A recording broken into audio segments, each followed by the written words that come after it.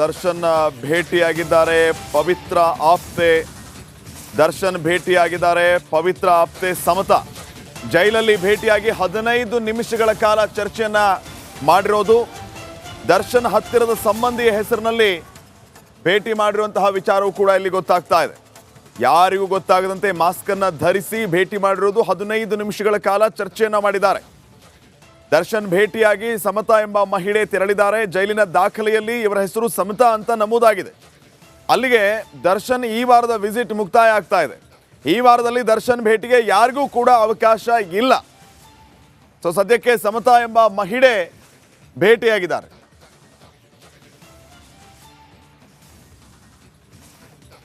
ಈ ವಿಚಾರಗಳಿಗೆ ಸಂಬಂಧಪಟ್ಟಂತೆ ಮತ್ತಷ್ಟು ಅಪ್ಡೇಟ್ಸ್ ಅನ್ನ ಕೊಡ್ತಾರೆ. ಪರಪ್ಪನ ಅಗ್ರಹಾರದಿಂದಲೇ ನೇರ ಸಂಪರ್ಕದಲ್ಲಿ ಜಾಯ್ನ್ ಆಗಿರೋ ನಮ್ಮ ಪ್ರತಿನಿಧಿ ನವೀನ್ ಗಮನಿಸ್ತಾ ಇದ್ವಿ. ಈಗಾಗಲೇ ನಿನ್ನೆಯಿಂದ ಬ್ಯಾಕ್ ಟು ಬ್ಯಾಕ್ ಒಬ್ಬೊಬ್ಬರಾಗಿ ದರ್ಶನ್ ಭೇಟಿಗೆ ಅಂತ ಬರ್ತಾರೆ. ಆದರೆ ಕೆಲವರಿಗೆ ಅವಕಾಶ ಸಿಗ್ತಾ ಇದೆ, ಕೆಲವರಿಗೆ ಅವಕಾಶ ಸಿಗ್ತಾ ಇಲ್ಲ.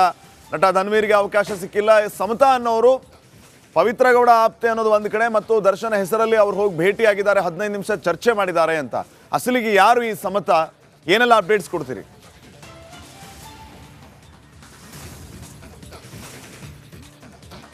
ಶ್ರೀಪಾದ್ ಪಾಟೀಲ್, ಇವತ್ತು ಏನು ಧನ್ವೀರ್ ಬಂದ ನಂತರವಷ್ಟೇ ಈ ಒಂದು ಸಮತಾ ಭೇಟಿಯ ಒಂದು ಮಾಹಿತಿ ಹೊರಬಿದ್ದಿರುವಂಥದ್ದು. ಯಾಕಂತ ಹೇಳಿದ್ರೆ 2 ಭೇಟಿಯ ಅವಕಾಶ ಈಗಾಗಲೇ ಆಗೋಗಿದೆ ಅಂತ ಹೇಳಿದ್ರೆ, ಇಬ್ಬರು ಎರಡನೇವರು ಯಾರು ಭೇಟಿ ಆಗಿದ್ದಾರೆ ಅಂತೇಳಿ ಆಗ ಗೊತ್ತಾಗಿರುವಂಥದ್ದು ಏನಂತ ಹೇಳಿದ್ರೆ, ಈ ಪವಿತ್ರ ಗೌಡ ಆಪ್ತೆ ಆಗಿರ್ತಕ್ಕಂಥ ಸಮತಾ ಪರಪ್ಪನ ಅಗ್ರಹಾರ ಜೈಲಿಗೆ ಭೇಟಿ ಮಾಡಿ ಅಲ್ಲಿ ಒಳಗಡೆ ದರ್ಶನ್ ಅವರನ್ನ ಭೇಟಿ ಮಾಡಬೇಕು ಅಂತೇಳಿ ಆ ಪರಪ್ಪನ ಅಗ್ರಹಾರ ಜೈಲಿನ ದಾಖಲೆಯ ಪುಸ್ತಕದಲ್ಲಿ ನಾನು ಸಮತಾ ಅವರ ಕುಟುಂಬದ ಆಪ್ತೆ ಅಂತೇಳಿ ಭೇಟಿ ಮಾಡಿದ್ದಾರೆ. ಆದರೆ ಈ ಒಂದು ಆಪ್ತೆ ಏನಿದ್ದಾರೆ ಮಹಿಳೆ ಒಳಗಡೆ ಹೋಗ್ಬೇಕಾದ್ರೆ ಏನು ಮಾಡಿದ್ದಾರೆ ಅಂತ ಹೇಳಿದ್ರೆ, ಮುಖಕ್ಕೆ ಮಾಸ್ಕ್ ಅನ್ನು ಹಾಕೊಂಡು ಯಾರಿಗೂ ಕೂಡ ಗೊತ್ತಾಗಬಾರ್ದು ಅಂತೇಳಿ, ಗೊತ್ತಾದ್ರೆ ನಾವು ಇನ್ನು ಮತ್ತೆ ಭೇಟಿಗೆ ಹೋಗೋದು ಯಾಕೆ ಹೊರಗಡೆ ಬರ್ಬೇಕಂತೇಳಿ ಹೊರಗಡೆ ಬರ್ತಾರೆ. ಆದರೆ ವಾಪಸ್ ಹೋಗುವ ಸಂದರ್ಭದಲ್ಲಿ ಹೊರಗಡೆ ಅವರಿಗೋಸ್ಕರನೇ ಕಾಯ್ತಾ ಇದ್ದ ಒಂದು ಆಟೋ ನಿಂತಿತ್ತು.